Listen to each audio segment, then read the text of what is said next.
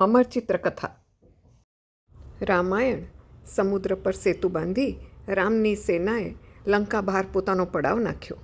આ બાજુ રાવણના મંત્રીમંડળની બેઠકમાં મંત્રીએ સૂચવ્યું, રાજાએ પોતાના બરાબરિયા સાથે અથવા પોતાનાથી વધુ બળિયા સાથે મૈત્રી રાખવી જોઈએ.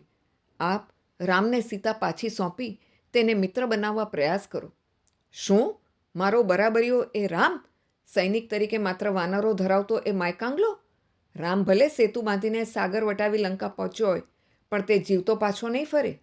લંકાના રક્ષણની વ્યવસ્થા સુધારીને સુવેલ પર્વત પર એકઠા થયેલા રામના લશ્કરનો તાક કાઢવા રાવણ કિલ્લા પર ચડ્યો. જુઓ પેલો રાવણ! સુગ્રીવે અચાનક આવેશમાં આવીને સુવેલ પર્વતના શિખર પરથી કૂદકો માર્યો. રાવણ પાસે નીચે ઉતરીને તેણે રાવણનો મુગટ ઉડાવી દીધો. રાવણ સાથે થોડી ટક્કર લીધા પછી સુગ્રીવ રામ પાસે પાછો ફર્યો. શાબાશ સુગ્રીવ! પછી રામે અંગદ કુંવરને રાવણના દરબારમાં મોકલ્યો. અંગદ કહે છે, હજી પણ તમારી જાતને બચાવી લેવાનું મોડું થયું નથી. રામને સીતા સોંપો અને માફી માગો, નહીં તો રામ તમને જરૂર ખતમ કરશે. ઉદ્ધત વાનર! પકડો એને અને મારી નાખો. પણ અંગદ સરળતાથી છટક્યો અને યુદ્ધ શરૂ થયું.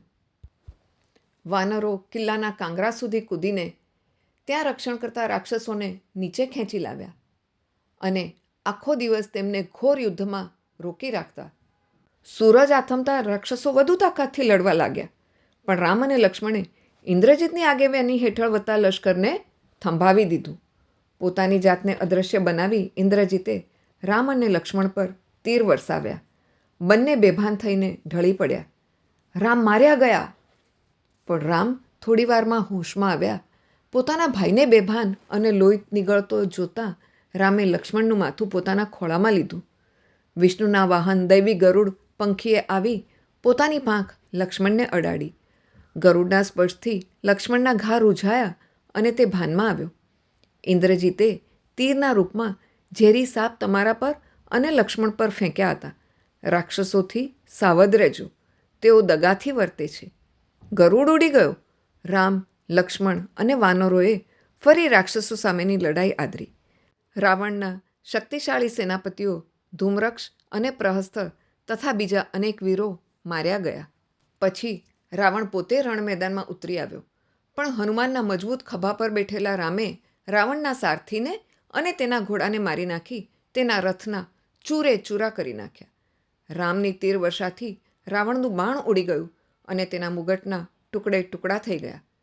રામ કહે, રાવણ, તું થાકેલો અને નિશસ્ત્ર છે, તેથી હું તને મારી નહીં નાખું. તું પાછો જઈ શકે છે. રાવણ કંઈ બોલ્યો નહીં. શરમથી ઝૂકીને તે પોતાને મહેલે પાછો ફર્યો. તેણે પોતાના મંત્રીઓને બોલાવ્યા. કુંભકર્ણ આપણી અંતિમ આશા છે, તેને જગાડો. મહાકાય કુંભકર્ણને એક સાથે 6 મહિના સુધી ઊંઘવાની આદત હતી.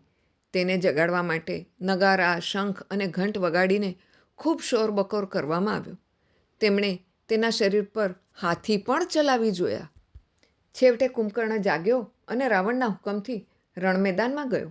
ત્યાં વાનરોએ તેના શરીર પર અસંખ્ય વૃક્ષો અને શિલાઓ ફેંક્યા, પણ તેને કોઈ અસર ન થઈ. અંતે રામના એક તીરથી ઘવાઈને તે પડ્યો. પછી સુગ્રીવનો ઇશારો થતાં વાનરોએ લંકામાં ઘૂસી શહેરને આગ લગાડી. વાનરોના હુમલા સામે રાક્ષસો ટકી ન શક્યા. છતાં એક નિર્ણાયક પળે ઇન્દ્રજીતે દેખા દીધી. હે ભગવાન, એ સીતા તો નથી ને? એક ડગલું આગળ વધ્યા છો તો હું સીતાને મારી નાખીશ. તમારી નજર સામે જ આ યુદ્ધનું મૂળ તે જ છે. ઇન્દ્રજીતે માયાવી સીતા પર પ્રહાર કરતાં વાનરો ડઘાઈને પાછા હટ્યા અને નાઠા. તેણે વિચાર્યું, હવે આપણને થોડો સમય રાહત રહેશે. વાનરો ફરી હુમલો કરવા આવે તે પહેલાં હું યજ્ઞ કરીને અજેય બની જાઉં. વાનરોએ રામને એ સમાચાર આપ્યા ત્યારે તેમને મૂર્છા આવી ગઈ. તેઓ હોશમાં આવતા વિભીષણે દિલાસો દીધો. રામ, કૃપા કરી મારી વાત સાંભળો. એ સાચી સીતા ન હોઈ શકે. મને નિશાનીઓની ખબર છે. વર્ણન પરથી મારી ખાતરી છે કે તે માત્ર ઇન્દ્રજીતનું જાદુઈ સર્જન જ હશે. હવે જરૂર તે પોતાને અજેય બનાવે તેવો યજ્ઞ કરશે. એ યજ્ઞ પૂરો કરે તે પહેલાં તેને મારી નાખો. રામ કહે, એ કામ લક્ષ્મણનું. લક્ષ્મણના આગમનથી પોતાના વિધિમાં ખલેલ પડતાં લક્ષ્મણનો સામનો કરવા ઇન્દ્રજીત ઊભો થયો, પણ લક્ષ્મણના એક વેગીલા તીરે તેને પલકવારમાં ઢાળી દીધો. તેની વેદનાભરી ચીસો સાંભળી રાવણ ત્યાં પહોંચ્યો. દેશદ્રોહી, તારું મોત નજીક છે, વિભીષણ! રાવણે વિભીષણનું નિશાન તાક્યું. બરાબર તે જ વખતે લક્ષ્મણના તીરે રાવણના તીરના 2 ટુકડા કરી નાખ્યા. ગુસ્સે થયેલા રાવણે ફરી તીર છોડ્યું. તે લક્ષ્મણની છાતીમાં વાગ્યું. વીર વાનરો, હું આ વિરાટકાય રાક્ષસને પૂરો કરું ત્યાં સુધી તમે મારા ભાઈ લક્ષ્મણનું ધ્યાન રાખો. હવે તો અમારા બેમાંથી એક મરે જ પાર. પણ રામના તીરો વરસવા માંડતા રાવણ ભાગ્યો. યુદ્ધ થોડું ઠંડુ પડતા દુઃખી રામ પોતાના ભાઈ પાસે બેઠા. લક્ષ્મણ, તું કેમ ઊભો થતો નથી? આંખ ખોલ મારા ભાઈલા. તે વખતે એક અવાજે તેમનામાં આશા જગાડી. બોલનાર સુષેણ હતો. એ વિદ્વાન વાનરે રામને દિલાસો આપ્યો. લક્ષ્મણને માત્ર મૂર્છા જ આવી ગઈ છે, બીજું કશું નથી. તેની મૂર્છા વાળવા આપણે દૂરના મહોદય પર્વત પરથી જડીબુટ્ટી લાવવી પડશે. મારી નિરાશા આનંદમાં ફેરવાઈ ગઈ. પ્રિય હનુમાન, તમે જાઓ અને જલ્દીથી સંજીવની જડીબુટ્ટી લઈ આવો. હનુમાન ઉડીને હિમાલય નજીકના મહોદય પર્વત પર ગયા. જડીબુટ્ટી કઈ હશે, આ કે પેલી? હું કંઈ નક્કી કરી શકતો નથી. હું આખો પર્વત જ સુષેણ પાસે લઈ જાઉં, પછી તે પોતાને જોઈતી જડીબુટ્ટી શોધી કાઢશે. આમ વિચારી હનુમાન આખો પર્વત જ ઉપાડીને સમગ્ર ઉપખંડ વટાવી લંકા તરફ ઉપડ્યા.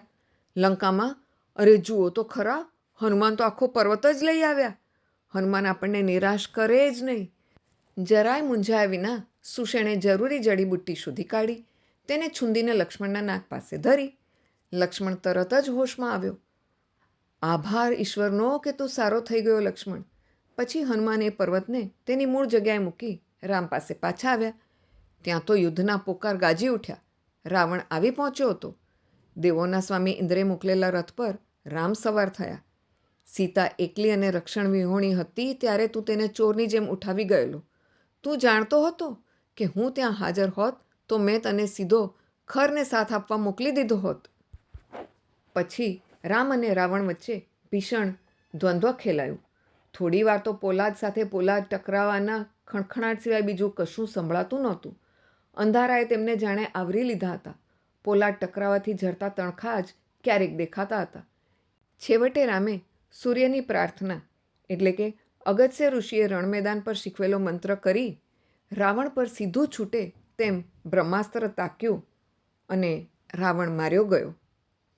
પછી લક્ષ્મણે વિભીષણને લંકાનો રાજા બનાવ્યો. લંકામાં ફરી શાંતિ અને સજ્જનતા સ્થપાયા.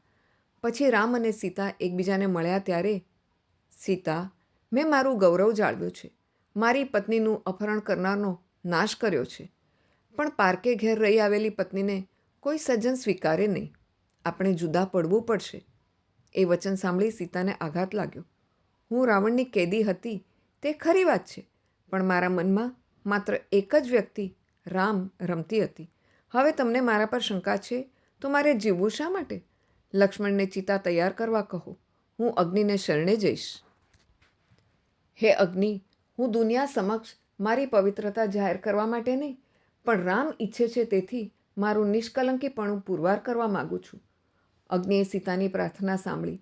સીતા અગ્નિ કસોટીમાંથી પાર ઉતરી. તેનો એક વાળ પણ બળ્યો નહોતો. હે રામ, સીતાનો સ્વીકાર કરો. તે પવિત્ર અને સદ્ગુણી છે. રામ કહે, સીતા, મને માફ કર. તારી કસોટીની મને જરૂર નહોતી, પણ રાજાની પત્ની શંકાથી પર હોવી જોઈએ, તેથી તારે એ કસોટીએ ચડવું પડ્યું. પછી રાજા વિભીષણે આપેલા પુષ્પક વિમાનમાં બેસીને રામ, સીતા અને લક્ષ્મણ અયોધ્યા જવા ઉપડ્યા. અયોધ્યાને સીમાડે ભરતે તેમનું આનંદપૂર્વક સ્વાગત કર્યું. રામને અયોધ્યાના રાજા બનાવાયા. પછી ધર્મ માર્ગને અનુસરતા રહી રામે અયોધ્યા પર રાજ કર્યું. લોકો તેમને આદર્શરૂપ લેખતા અને પોતાની ફરજ બજાવતા. રામના રાજ્યમાં સર્વત્ર સુખ જ સુખ હતું. ઇતિ શ્રી રામાયણ કથા સમાપ્ત. જય શ્રી રામ.